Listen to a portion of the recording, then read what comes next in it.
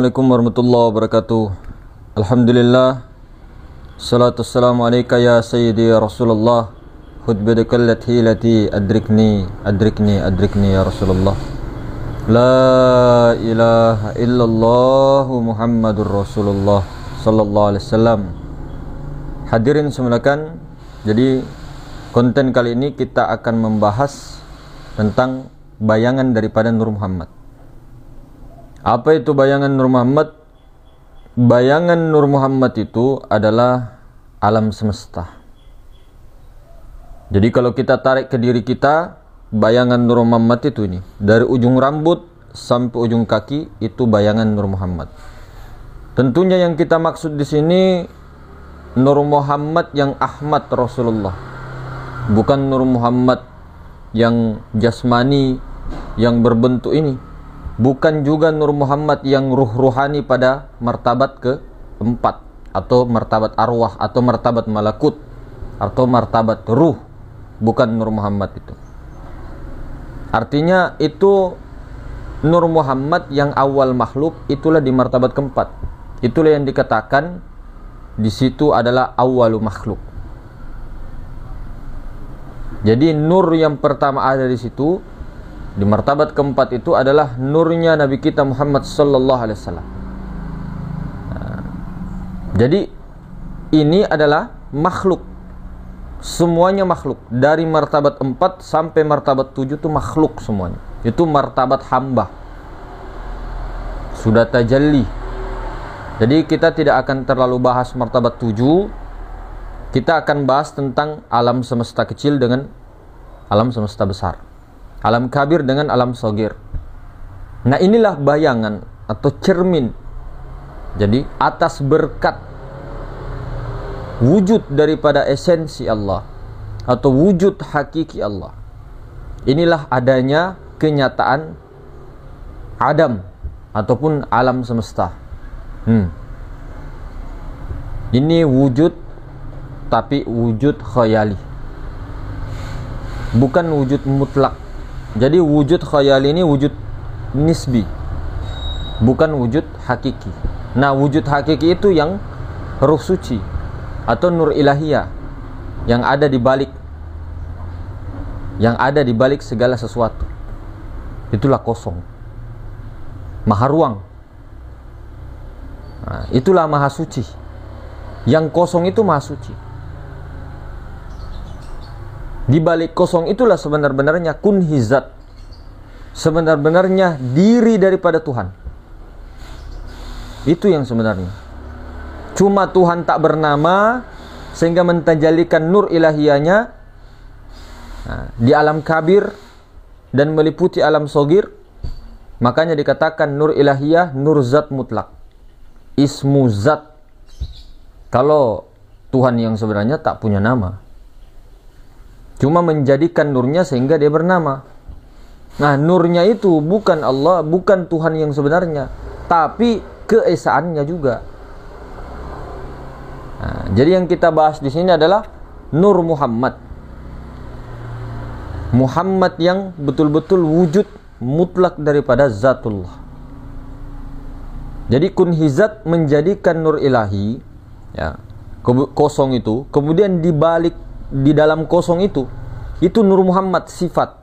Nah, ini yang kita bahas. Nah, sifatnya ini itu adalah qadim. Yang muhaddats itu ketika sudah tajalli sampai martabat keempat sampai ke-7. Jadi mulai martabat 4 sampai martabat 7 itu muhaddats, semua muhaddats. Termasuk ini alam semesta yang nampak, termasuk jiwa, nafs, ruh ruhani itu muhaddats semua. Jadi kita, pikiran, perasaan, ya jiwa itu, ruh ruhani, termasuk jasmani ini adalah muhaddas. Itu di dalam pandangan, ya, pandangan ahli tauhid, ahli kalam. Nah, kemudian walaupun seperti itu, kita tetap juga, ya, harus mengenal tentang alam sogir dengan alam kabir. Ini unsurnya ini sama di sini, sama di sini. Jadi alam semesta besar dengan kecil itu sama. Api, angin, air, tanah. Alamnya pun juga sama. Jadi dimulai daripada yang bentuk ini namanya alam insan ataupun alam syahadah. Ini alam insan. Nah, di balik itu ada lagi alam sampai alam martabat 7. Di alam besar ini martabat 7, di sini juga martabat 7. Jadi betul-betul dari ujung rambut sampai ujung kaki dengan alam semesta yang besar ini, yang sangat besar tak terbatas ini, daripada langitnya, buminya, semuanya, surga, nerakanya, itu kan termasuk alam itu. Jadi alam semesta itu bukan hanya bumi, bukan hanya planet-planet, bukan, termasuk aras, kursi, malaikat, semuanya itu yang non jisim, yang non materi, materi, itu semuanya alam semesta itu. Maksudnya itu surga, neraka itu alam semesta, masuk di situ semua. Termasuk malaikatnya, jinnya, iblisnya, manusianya, semua itu alam semesta. Itu besar. Nah, itu mirip dengan manusia persis ini. Persis ini dari ujung rambut sampai ujung kaki. Persis. Sangat-sangat persis. Itu alam semesta. Nah, alam semesta ini bukan Allah. Jangan sampai kita terjengkit atau tercemari dengan paham panteisme. Tapi jangan juga mengatakan bahwa alam semesta itu bukan keesaan daripada Allah. Bukan Allah, tapi salah satu keesaannya. Karena Allah itu tiada sekutu dari zatnya, sifatnya, asmanya, dan af'alnya. Nah, sementara alam semesta ini itu kenyataan mazhar zat, sifat, asma, af'al. Mazharnya. Mazhar zat, sifat, asma, af'al. Bukan zat, sifat, asma, af'al ini Allah, bukan. Kenyataan, mazhar, kenyataan. Dari mana kenyataan itu? Ya daripada yang wujud hakiki itu. Wujud hakiki yang mana? Wujud hakiki. Wujud majazi yang mana? Kalau kita tarik ke diri, wujud hakiki itu yang mana? Dari ujung rambut sampai ujung kaki, kosongnya itu. Itu wujud hakiki. Wujud majazi nih. Jadi kalau mau mengenali alam yang sangat besar itu, tidak akan bisa kita kenali ini. Ini kan alam semesta, sama dengan alam kasar di sini. Ini alam ya, termasuk alam. Meja semuanya. Nah, itu alam semesta. Nah, kita tarik ke diri saja. Nah, ini alam Adam, atau disebut Adam, Ma'dum. Nih, alam dari ujung rambut sampai ujung kaki. Di balik alam semesta ini, itu ada ruh. Itu wujud hakiki. Wujud hakiki itu bukan diri Allah, bukan sebenarnya Allah. Di baliknya lagi wujud hakiki, itulah Allah. Jadi perlu dipahami nih, Pak. Alam semesta ini nih. Ini yang dipahami. Dari ujung rambut sampai ujung kaki, ini hanya bayangan. Mazhar kenyataan wujud hakiki yang di dalam ini. Jadi yang di dalam ini yang asli. Tidak berbentuk ini yang di dalam. Dan meliputi. Nah, itu jatuhnya pada sifat.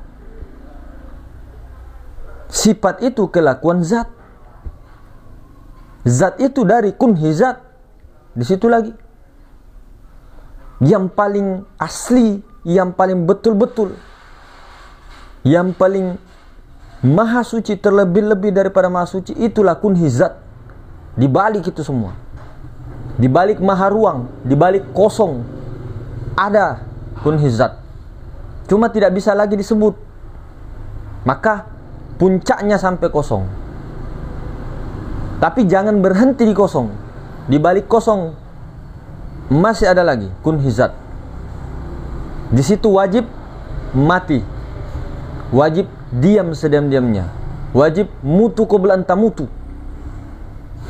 Tidak boleh lagi ada ini itu, pertanyaan ini tuh gila. Kunhi zat kok mau pertanyakan, mau diinikan dan sebagainya. Tafakkaru fi khalqillah wala tafakkaru fi zatillah. Sedangkan zatnya Allah yang maha ruang ini kosong, tidak bisa dijelaskan, Pak. Apalagi Rabbul Izzati